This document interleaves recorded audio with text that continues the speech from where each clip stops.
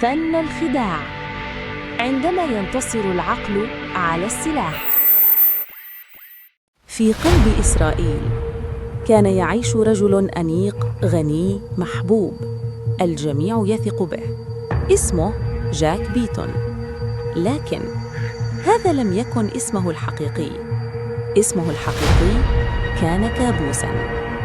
ولد رفعت الجمال في مصر، شاب عادي، لكن حياته لم تكن عادية أبداً. كان يعيش بين الهروب والكذب والخداع، حتى جاء اليوم الذي غير كل شيء، اليوم الذي تغير فيه مصيره إلى الأبد. دق الباب. لم يكن زائراً عادياً، بل كانت المخابرات العامة المصرية. قالوا له: نريدك أن تتخفى، أن تموت لكي تولد من جديد. هل تتخيل أن تموت وأنت ما زلت على قيد الحياة؟ وكانت المفاجأة، وافق، ومن تلك اللحظة اختفى رفعت الجمال وولد جاك بيتون. لكن قبل أن تطأ قدماه أرض إسرائيل، كان عليه أن يصبح شخصاً آخر بكل ما تحمله الكلمة من معنى. في أحياء القاهرة بدأ رفعت الجمال أول اختبار حقيقي.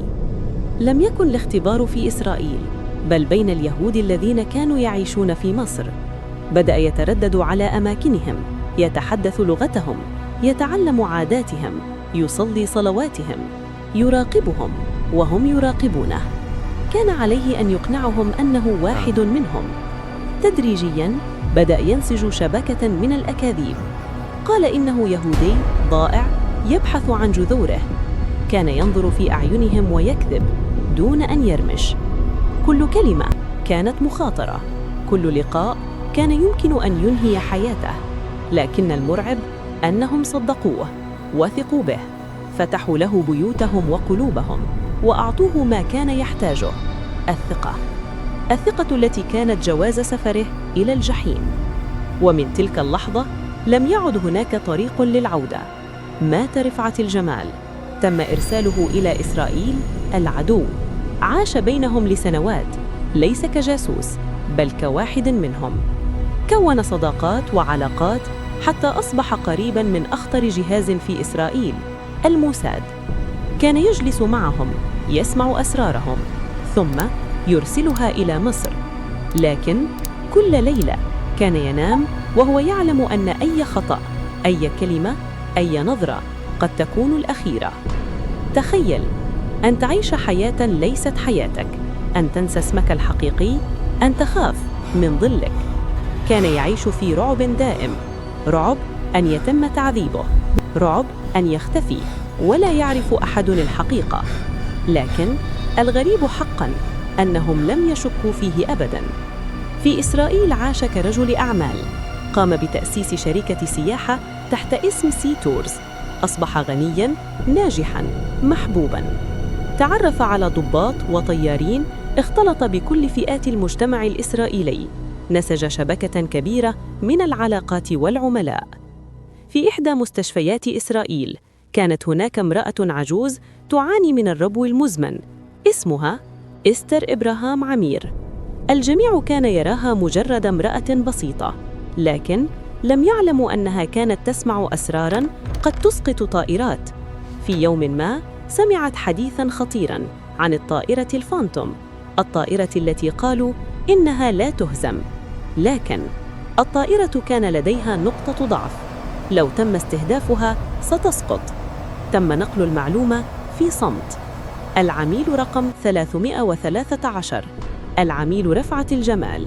وفي أسرع وقت وصلت المعلومة إلى سلاح الجو المصري. وبعد أيام ظهرت الفانتوم في السماء، واثقة كما كانت دائماً. لكن هذه المرة كان هناك من ينتظرها. تم إطلاق الصاروخ وسقطت الفانتوم. في تلك اللحظة سقطت الأسطورة، ولم يعلموا أبداً أن السبب وراء ذلك هو رفعت الجمال. في أحد النواسي يمر رفعت الجمال بجانب مقهى، يلمح رجلاً يضحك مع ضباط بزي عسكري إسرائيلي. تتقاطع النظرات لثانية واحدة فقط. رفعت الجمال، المزروع في إسرائيل باسم جاك بيتون، لم يكن مجرد تاجر ناجح، بل كان يمتلك ذاكرة فوتوغرافية ترصد كل التفاصيل. هناك لمح وجهاً غريباً في محيط النخبة الإسرائيلية، وجه انطبع في عقله دون أن يعرف صاحبه. إنها الصدفة القاتلة. بعد سنوات وفي مكتب المخابرات المصرية في القاهرة، وقعت الصدمة.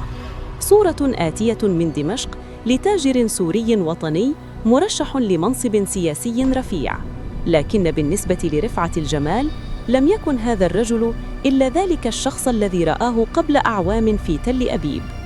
تحولت الشكوك إلى يقين، أرسلت القاهرة التحذير، وبدأت الدولة المراقبة الصامتة. وبمساعدة خبراء الرصد تم الإمساك بأسطورة الموساد وهو يرسل آخر شفراته من قلب منزله.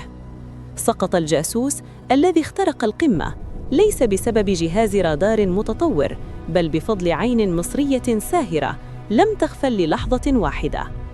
في حرب 1973 كانت المعلومات التي أرسلها سبباً في إنقاذ آلاف الأرواح، كما أن هناك معلومات مؤكدة أنه حصل على كل الرسومات الهندسية الخاصة بخط بيرليف التي ساعدت الجيش المصري في عبور القناة.